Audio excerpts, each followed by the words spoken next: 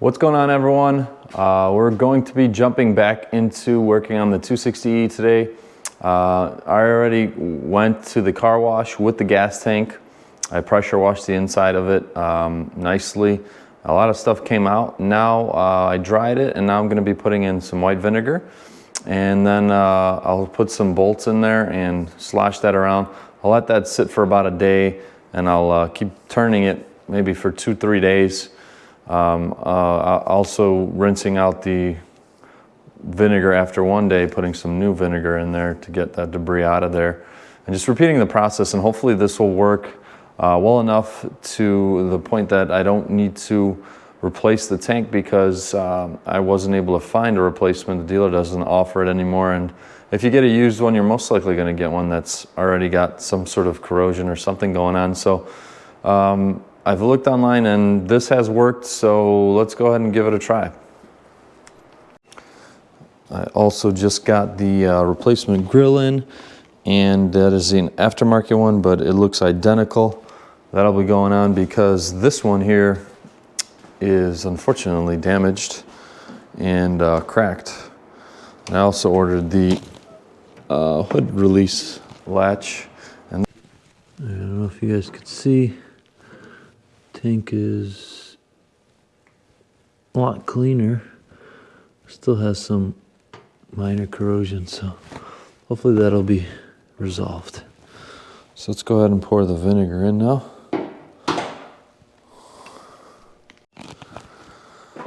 Let's pour the vinegar in.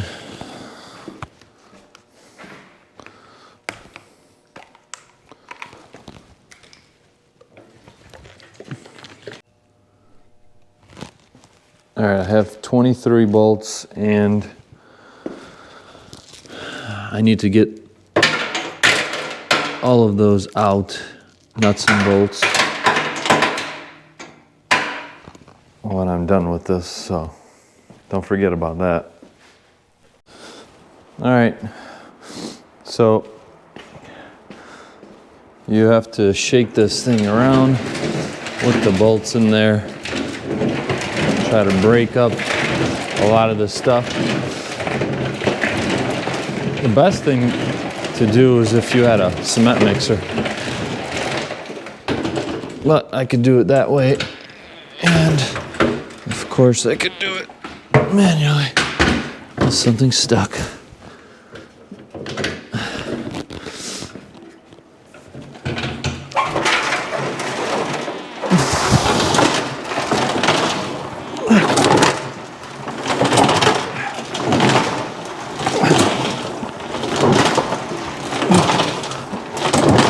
It's a good workout.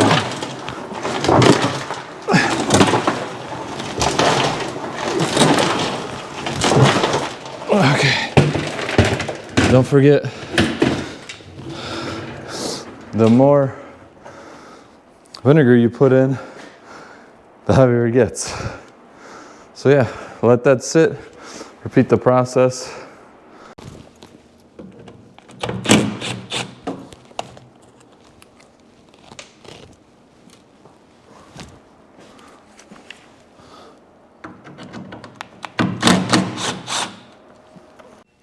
Okay, I needed to transfer over these clips, so all those are transferred over.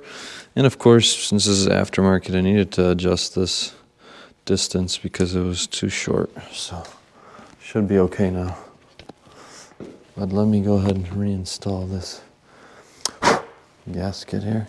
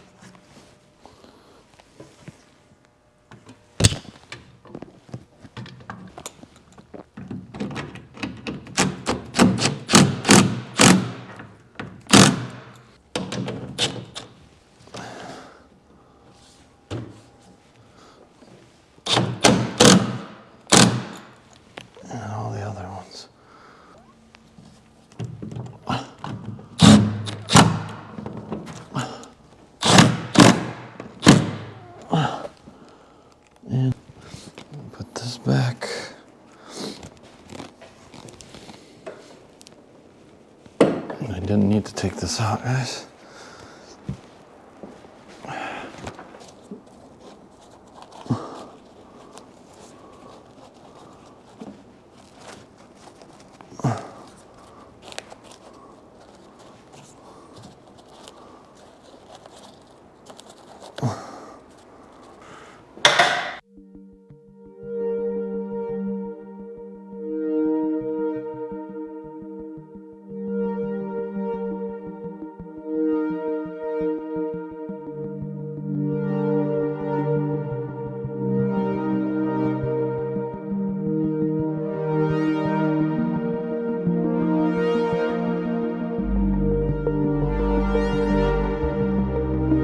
How to disassemble this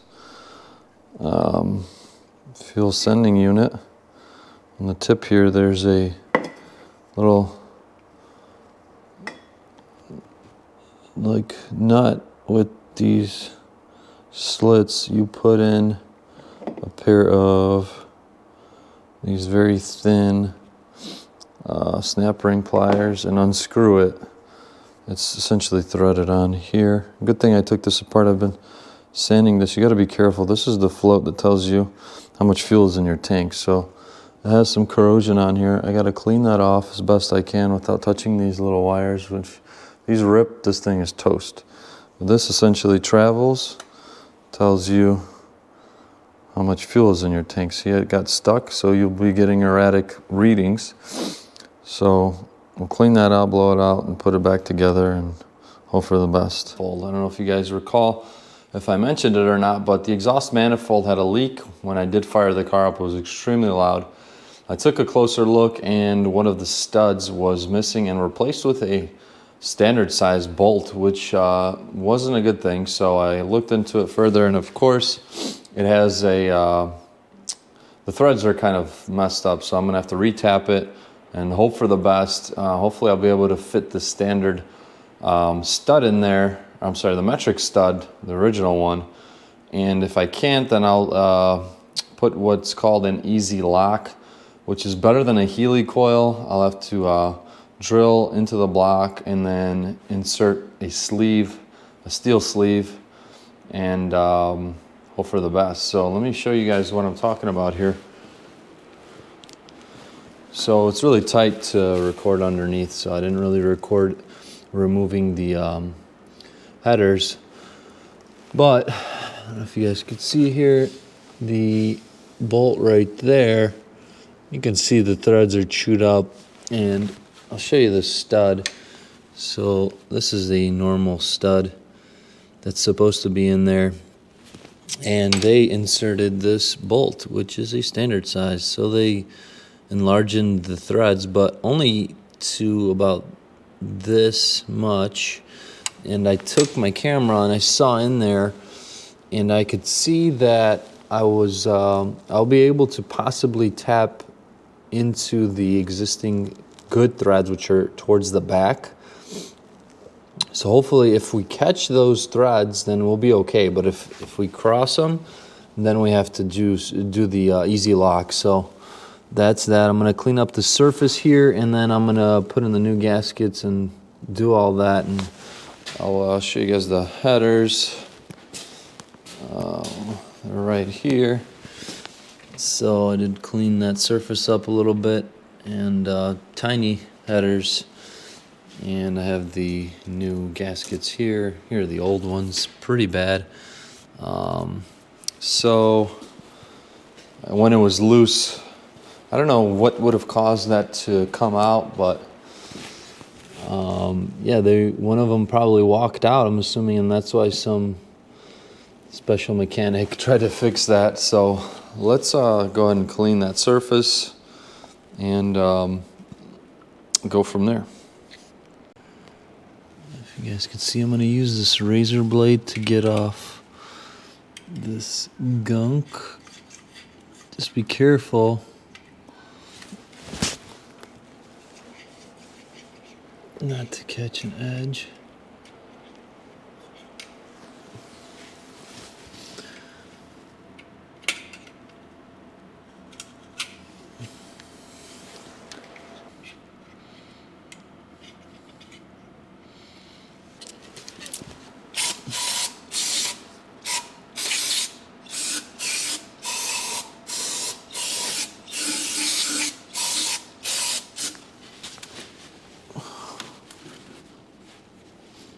want a clean mating surface for the gasket. Doesn't really matter. If you want, you could get in here a little bit. I mean, it's gonna get carbon buildup right away anyway. So kind of pointless.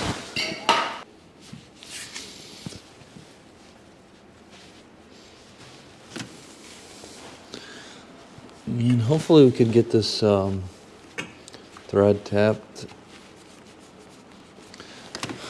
the original one, to avoid having to put in that easy lock. But yeah, we'll see how it goes. If you want, you could go over it with the scuff pad.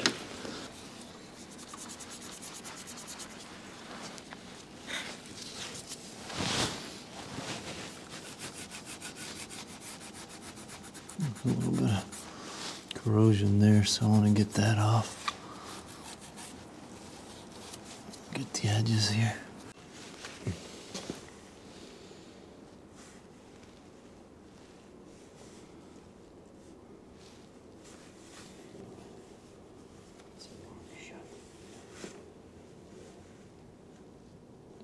Yeah, hopefully we catch that other thread. Some shavings coming up. Might be a good sign. Well, worst case, I'll do that easy lock thing. Blow all the shavings out. See what we got here.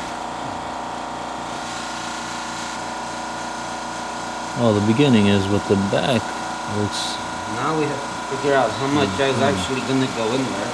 Right. I think I only pretty deep with the thread. Our second time.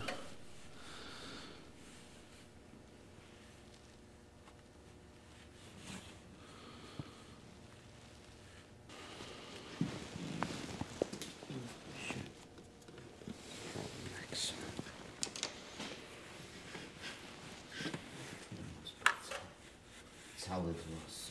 We got lucky. A little catch. Alright guys, so we were able to catch the same thread miraculously, so but I'm not going to screw it in all the way because see how it has play in the beginning? Well, we don't want any of them to have play, so there's still room back there in the block. So what I have to do is get a stud that is 2 inches. This is 1.5 inches. So if I get 2 inches of just enough room back here to catch the good threads in the back, which I'll show you real quick. You'll see how somebody chewed up these threads right there. But if you could see in the back, we've got good thread now. So we made a path to the good threads and didn't mess them up. So now with a longer stud and then some high heat JB weld, I think it will hold very well and won't come out. Now, I'm not too sure why it initially came out, but we're gonna make that better, and we won't have to do the easy lock. But if this does come out eventually, you know, you could do that, so not that big of an issue. All right, I went and got some extreme heat JB weld. This will help hold the stud intact. Here's a new stud. It's a little bit longer, so this will help hold it in place. And yeah, so let's go put that in. All right, so I just got the parts in from the dealer that I ordered, and let me show you guys. This was the replacement bolt I was going to use, but I ordered the 2 studs from the dealer, and it looks like they're updated. They're different from the original ones, and they do have some more threads, which is exactly what I needed. I'll show you this. This one here, you could see the threads start lower than this. It's essentially even on both sides, whereas this one was shorter on one side and longer on this side. So I'm gonna go ahead and use the original one. I just took out the other one and put this one in. All right, got the factory bolt going in. Put some of that thread locker on there. Get this one a little further.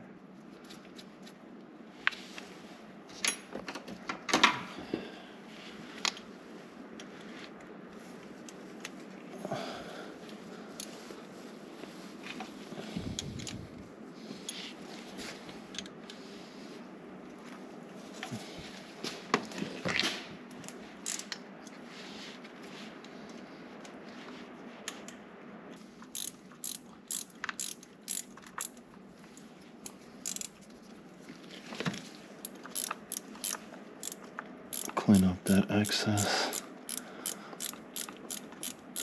It'll work its way into the threads. They're too deep.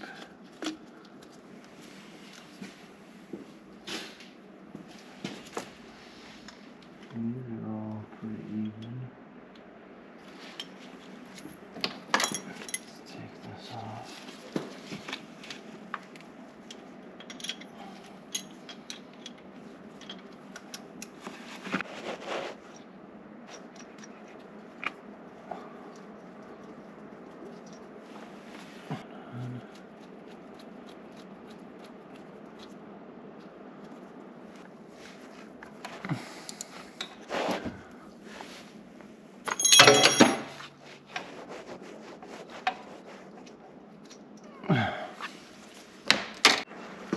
All right, now we're gonna slide our gaskets on, our new ones.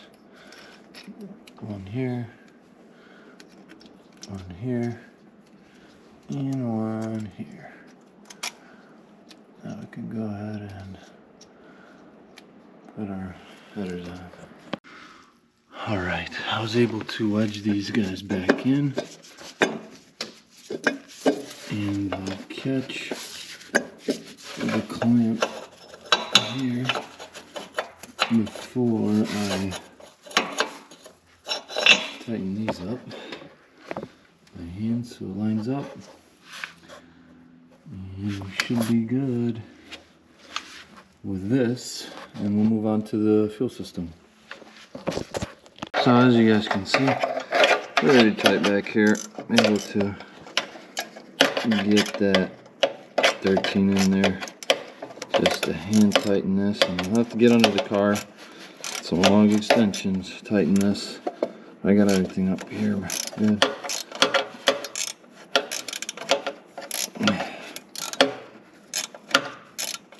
So that's good. Now this other bolt here is gonna be tighter. We're gonna catch this first screw. And then we'll continue. That's running. All right, all of the studs and bolts are in and tightened. I did torque them to 25 foot-pounds, and I don't know if there's a specific pattern, but I did find a pattern, not specifically for this car. It was hard to find one. So I started off from middle. I think it was 1, 2, and then it jumps around like 3, 4, 5, 6, 7, something like that, so that the surface area and the tension is distributed evenly. Now I'm going to go underneath and tighten up the catalytic converter exhaust nuts over there. So that wraps it up for today's video. Make sure to hit the like button, subscribe to the channel if you haven't already, and check out my website, www.theyoungtimersgarage.com. I do have some new merch, a new t-shirt, a W202 DTM style t-shirt that you guys might enjoy. So I'll leave the link down below for that, and till next time.